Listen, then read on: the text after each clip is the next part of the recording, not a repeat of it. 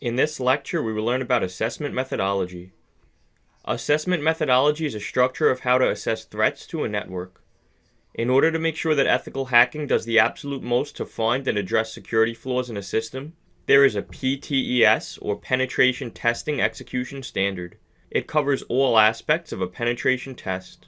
There are 7 phases of PTES: pre-engagement interactions phase, intelligence gathering phase, threat modeling phase, vulnerability analysis phase, exploitation phase, post-exploitation phase, and reporting phase. The first phase of PTES is the pre-engagement interactions phase. In this phase, we explain the tools and techniques available for ethical hacking. The company requests an assessment, and we come to an agreement with them on how the test will be conducted. The second phase of PTES is the intelligence gathering phase. There are 3 levels of information gathering. Level 1 information gathering, which is where we use automated tools to gather information. Level 2 information gathering, which is where we use automated tools and some manual analysis. And Level 3 information gathering, where we use all of the information we learned from Level 2 and a lot of manual analysis.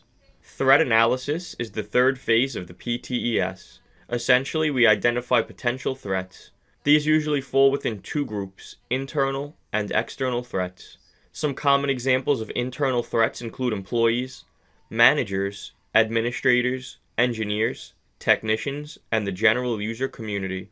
Some common examples of external threats include business partners, contractors, competitors, suppliers, nation-states, and hackers. The fourth phase of PTES is the vulnerability analysis phase. During this part of PTES, we identify the targets before we do further testing. We also discover flaws within the system. Active testing is when we do direct testing of a system component. Passive testing is when we do things like metadata analysis, which is looking at a file's metadata rather than looking at the file itself. Traffic monitoring, where we connect to a network and capture data for an offline analysis. Then research is done into how the system could be exploited.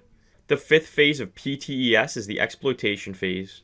Put simply, this is where we hack the system. We use all of the information we gathered in the previous phases to gain access to the system. The sixth phase of PTES is the post-exploitation phase. Once you are inside a system, you analyze its infrastructure, pillage or obtain info about the system, add security to the system, and clean up the system. The seventh and final phase of PTES is reporting. This step is where you report back to the company on the vulnerabilities you found and security measures you added. To be complete, you should give them a detailed, thorough report about their system.